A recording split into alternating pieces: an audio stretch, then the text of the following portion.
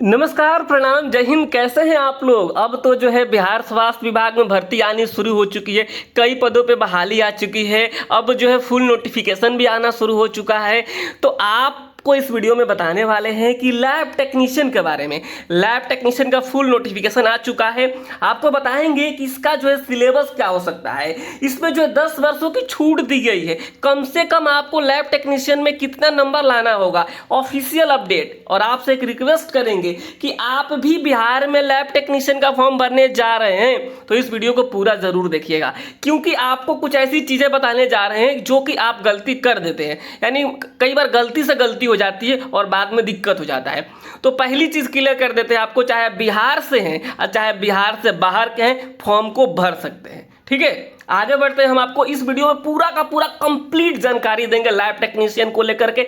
तो आपसे एक छोटा सा रिक्वेस्ट करेंगे कि आप इस चैनल को तो सब्सक्राइब जरूर कर लीजिएगा और अपने दोस्तों के साथ शेयर कर दीजिएगा। एक छोटा सा अनुरोध है आपसे, क्योंकि यहाँ पे आपको कंप्लीट जानकारी मिलेगी लैब टेक्नीशियन को लेकर के, A to Z जानकारी। तो चलिए हम वीडियो को स्टार्ट कर लेते हैं और सबसे पहले आपको जो ऑफिशियल नोटिफिकेशन पे लेके चलते हैं। देखिए, ये है ऑफिशियल नोटिफिकेशन। यहाँ पे आप देखेंगे जो है, इसको जो मैं अपने व्हाट्सएप ग्रुप में भी भेज देता हूँ। आप ग्रुप ज्वाइन करने के लिए हमारा नीचे कमेंट बॉक्स या डिस्क्रिप्शन में देख सकते हैं, जहाँ से आप ग्रुप ज्वाइन कर सकते हैं, जहाँ पे मैं अपडेट देता हूँ। इसके अलावा हमारा एप्लीकेशन भी डाउनलोड कर सकते हैं, जहाँ से आपको इसका नोट्स मिलेगा, लैब टेक्नीशियन का नोट्स मिलेगा।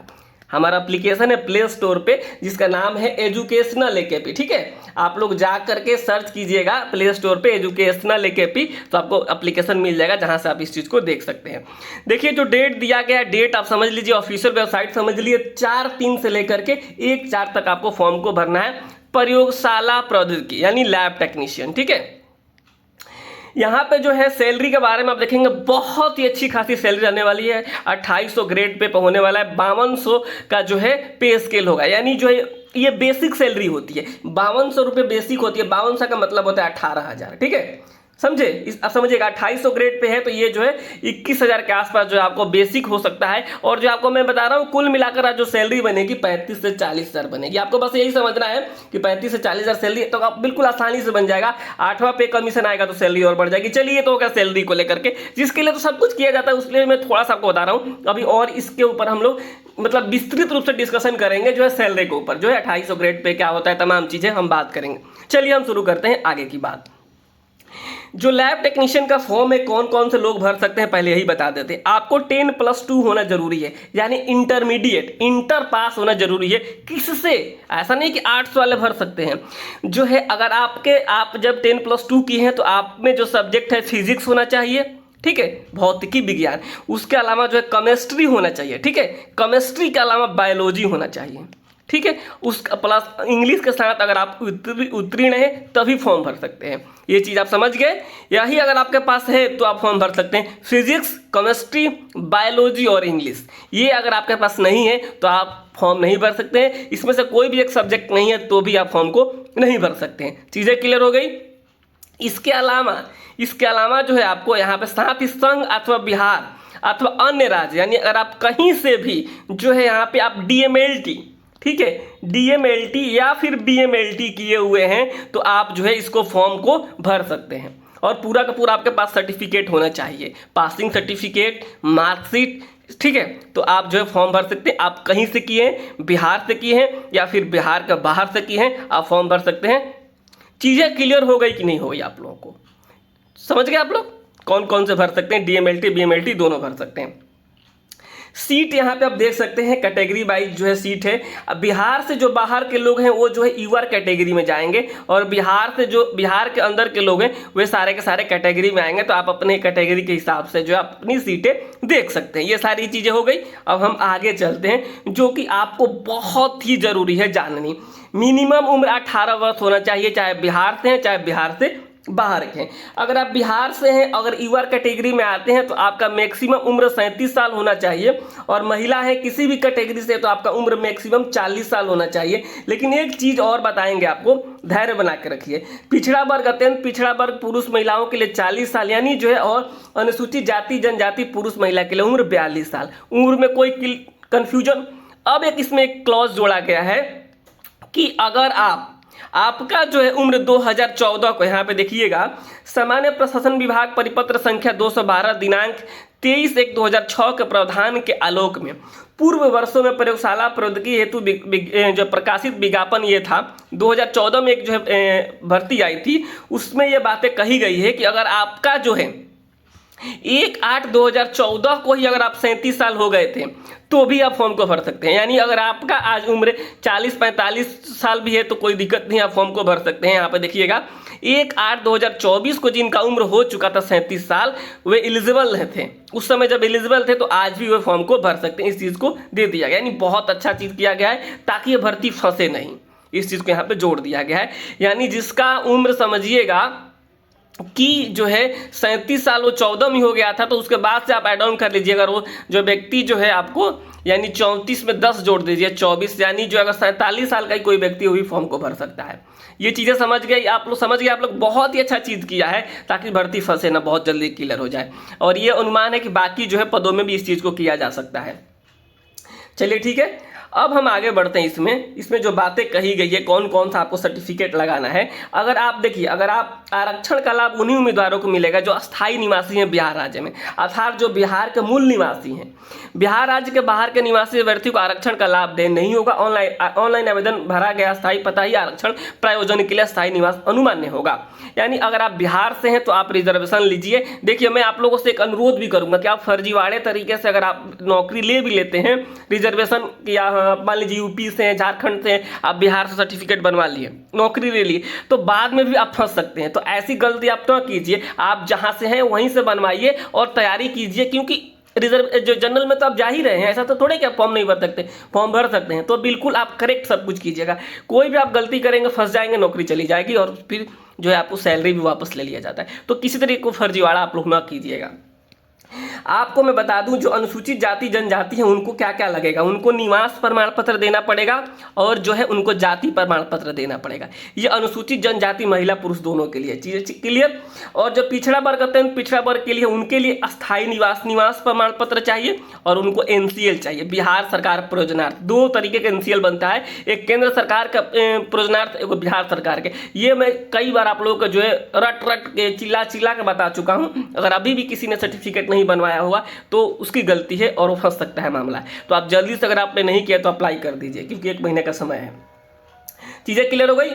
पिछड़ा वर्ग तो पिछड़ा वर्ग के लिए, ईडब्ल्यूएस वालों के लिए ईडब्ल्यूएस का सर्टिफिकेट चाहिए और निवास प्रमाण पत्र चाहिए। ये चीजें आपको क्लियर हो गई। अब हम लोग आगे बढ़ते हैं। रिजर्वेशन उन्हीं को मिलेगा जो कि अभी अप्लाई करेंगे। ऐसा नहीं आप कहेंगे कि अभी तो हम जनरल में अप्लाई कर देते हैं और बाद में कहेंगे बाद में सर्टिफिकेट लगा देंगे तो रिजर्वेशन मिल जाएगा, तो नहीं मिलेगा। ठीक है, ये चीजें क्लियर।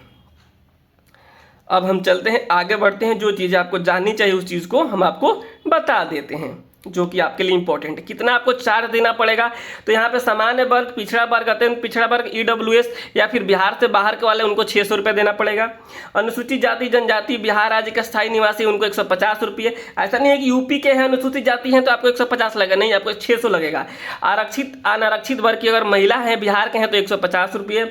बिहार राज्य के उम्मीदवार किसी भी वर्ग, किसी कोई महिला पुरुष है 600 रुपये। ये चीज़ें क्लियर कर दिया गया सब कुछ। ठीक है, पैसा भी आपको बता दिया। क्रेडिट कार्ड, डेबिट कार्ड, कहीं से भी आप फॉर्म को भरवा सकते हैं, किसी माध्यम से पेमेंट कर सकते हैं। जो सबसे इंपॉर्टेंट चीज़ है जहां से आपकी नौकरी हो सकती है वो क्या है, वो तो है एग्जाम्स। एग्जाम्स कैसे होगा, 75 अंक का एग्जाम्स होगा। ठीक है, 75 अंक का एग्जाम्स होगा, लेकिन क्वेश्चन की संख्या 100 होगी। क्वेश्चन की संख्या कितनी होगी, 100 क्वेश्चन पूछे जाएंगे। यानी ये क्वेश्चन 0.75 का होगा, नंबर का होगा, जिसमें आपको 25 नंबर उनको मिलेगा जो कि सरकारी तौर पे, यानी जो है संविदा के तौर पे जो काम कर रहे हैं सरकारी हॉस्पिटलों में। ऐसा नहीं है कि आप किसी बड़े प्राइवेट हॉस्पिटल में काम कर रहे हैं उसका जो एक्सपीरियंस सर्टिफिकेट लगाएंगे तो ही आपको 25 अंक मिलेगा, नहीं मिलेगा। उन्हीं को मिलेगा जो कि सरकारी संविदा के तौर पे काम कर रहे हैं। और ऐसा भी नहीं है कि आपके पास कोई एक्सपीरियंस सर्टिफिकेट नहीं है तो आप फॉर्म नहीं भर सकते, आप फॉर्म भी भर सकते हैं। आपको 25 नंबर नहीं मिलेगा, आपको 75 नंबर में ज़्यादा मेहनत करने की जरूरत होगी। तो वैसे लोगों की संख्या बहुत ही कम है जो संविदा पे काम कर रहे होंगे। ठीक है, चीज़ें समझ गए आप लोग कैसे आपका एग्जाम होगा। 75 मार्क्स का एग्जाम होगा, 100 क्वेश्चन होने वाला है। ठीक है, ये फार्मूला हम लोग बाद में डिस्कस करेंगे। अब एक यहाँ पे देखिएगा लिखा हुआ है कि 100 प्रश्न पत्र होंगे और जो है 2 घंटे का समय मिलेगा। हिंदी और इंग्लिश दोनों में प्रश्न पूछे जाएंगे। ठीक है, हिंदी और इंग्लिश दोनों में, यहाँ पे देखिएगा हिंदी और इंग्लिश दोनों में प्रश्न पूछे जाएंगे। ये सारी चीज़ें मैं आप लोगों को कई बार बता चुका हूँ। आप लोग कहते थे कि नहीं भर्ती आने दीजिए तो बताइएगा, लेकिन मैं इन सारी चीज़ों को पहले ही आप लोग बता चुका हूँ। और आपका जो सिलेबस होगा वो डीएमएलटी स्तर का होगा, डीएमएलटी स्तर का होगा। हो सकता है आप बीएमएलटी किए हों, लेकिन फिर भी आपका जो सिलेबस होने वाला है वो डीएमएलटी स्तर का ही होने वाला है, यानी diploma in medical laboratory technician का जो कोर्स है वो उसका जो सिलेबस है उसी सिलेबस के आधारित आपका जो सिलेबस होने वाला है। इसी सिलेबस आधारित हमारे एप्लीकेशन पर जो आपको नोट्स मिल रहा है, PDF मिल रहा है, आप वहाँ से जा करके जो है आप तैयारी शुरू कर सकते हैं। उसके लिए आपको क्या करना पड़ेगा, आपको प्ले स्टोर पर जा करके आपको एजुकेशनल AKP टाइप करना पड़ेगा, EDUCATIONAL, एजुकेशनल AKP, और जा करके वहाँ से आप जो है एप्लीकेशन डाउनलोड कर लीजिए और इसका जो है नोट्स PDF ले लीजिए और तैयारी शुरू कर दीजिए। कहीं से भी कीजिए, आप तैयारी शुरू कर ही दीजिए। अगर आप हमारे यहाँ से तैयारी करना चाहते हो तो आप कर सकते हैं, आपकी मर्जी है। ठीक है, ये चीज़ें हो गई। आपको कंप्यूटर बेस्ड टेस्ट देना होगा, यानी CBT के माध्यम से होगा।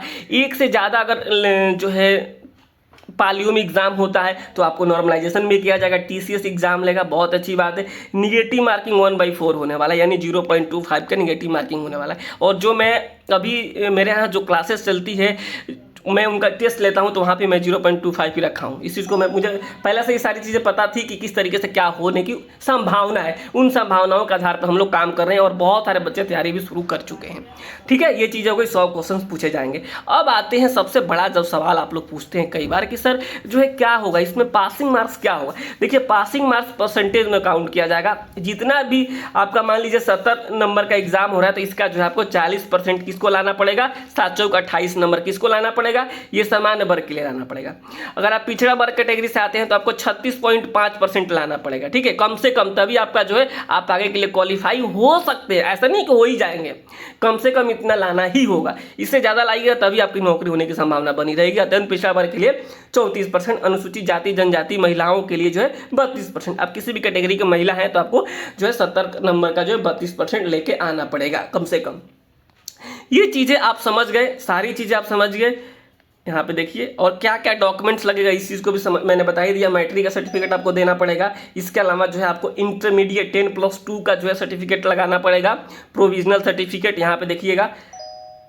और इसके अलावा जो है आपको मान्यता प्राप्त संस्थान से DMLT या फिर BMLT के सभी जो वर्षों का समझ, यहाँ पे आप सवाल समझिए, सभी वर्षों का, first year, second year, third year, जो भी आपका जो है, अगर मान लीजिए BMLT किए हैं, अगर first year, second year, third year, जो भी सबका जो है वर्षों का अंक प्रमाण पत्र लगेगा, मूल प्रमाण पत्र लगेगा, प्रोविजनल लगेगा। ये सारा चीज़ आपका जो अपलोड करना है, सब अपलोड करना है। जाति वाला तो मैंने बता ही दिया, आपको लगना है अस्थाई लगेगा। ठीक है, और अगर बाकी और कैटेगरी वाले हैं, आपका दिव्यांगता है, तो ये सारी चीज़ें भी आपको देनी पड़ेगी।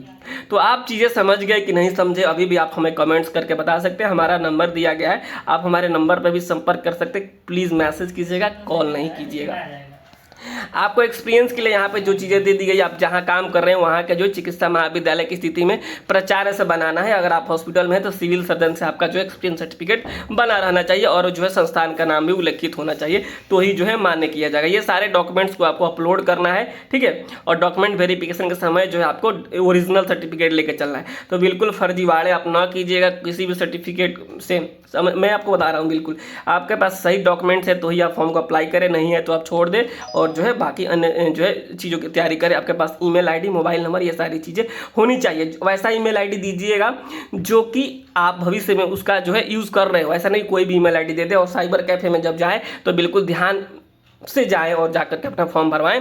और हम कोशिश करेंगे, अगर आप फॉर्म भरवाने की सुविधा उपलब्ध होगी तो मैं भी किसी साइबर कैफे वालों का ग्रुप में नंबर डाल दूंगा, आप वहाँ से भी भरवा सकते हैं। ठीक है, ये मोबाइल नंबर हो गया, ये सारी चीज़ें आपको पास होनी चाहिए तो आप फॉर्म को अप्लाई कर सकते हैं। फोटोग्राफ ये 3 माह से ज़्यादा का पुराना नहीं होना चाहिए। ये सारी चीज़ें यहाँ पे दे दी गई, जो कि बैकग्राउंड में जो है सफ़ेद पटल होना चाहिए। ना होता है कि जब से आप फोटो खींचे तो पीछे वाला जो बैकग्राउंड है वो व्हाइट होना चाहिए। सारी चीज़ें, चश्मा उसमें लगा के फोटो आपको नहीं खिंचवाना, नहीं तो बड़ी दिक्कत हो जाएगा आगे चल के। तो ये छोटी छोटी चीज़ें आप जो है बिल्कुल ध्यान रखिएगा। जो आप फोटो आप अपलोड करवाइएगा उसमें 5 फोटो कम से कम रख लीजिएगा, ज्वाइनिंग के समय काम आएगा। ताकि देखिए आप कोई भी गलती करेंगे तो फिर आप कहेंगे कि सर हमको गलती हो गया, अब हमको सुधार करना है, तो बड़ी दिक्कत हो जाती है। तो इस तरीके से ये सारी चीज़ें को आपको ध्यान रखना है। अभ्यर्थियों को जो है निर्देश किया जाता है कि कोई भी फर्जी जाली प्रमाण पत्र के आधार पर उक्त आवेदन नहीं भरेंगे, अन्यथा किसी भी स्तर पर प्रमाण पत्र फर्जी पाए जाने पर उनकी जो है कैंडिडेचर तो रद्द की ही जाएगी, उनके विरुद्ध कानूनी कार्रवाई भी की जाएगी। प्रधान सचिव बिहार तकनीकी सेवा आयोग, बहुत बहुत धन्यवाद आप सभी का, आपने यहाँ तक समय दिया, वीडियो देखा। और बीटीएससी को भी धन्यवाद, स्वास्थ्य मंत्री जी को भी धन्यवाद, सबको धन्यवाद। कम से कम आप लोगों ने तो बहाली निकाला। ठीक है, तो इस वीडियो में इतना ही। आप हमारे व्हाट्सएप ग्रुप हमारा जो है आप उसको ज्वाइन कीजिए, प्ले स्टोर से हमारा एप्लीकेशन डाउनलोड कीजिए। यहाँ पे मैं आपको बता रहा हूँ इतना जो है बिल्कुल सही से शांति से आपको बहुत ही कम जगह देखने को मिलेगा जहाँ पे आपको सारी जानकारी दी जाती है। पूरा फुल सपोर्ट मिलता है हमारे यहाँ, तो आप हमारे जो है ग्रुप एप्लीकेशन को जरूर डाउनलोड कीजिएगा। नमस्कार, धन्यवाद। और आप सभी का बहुत बहुत जो है मतलब अग्रिम बधाई, आप सभी तैयारी कीजिए और आप सभी का सरकारी नौकरी हो इस बार। नमस्कार, धन्यवाद।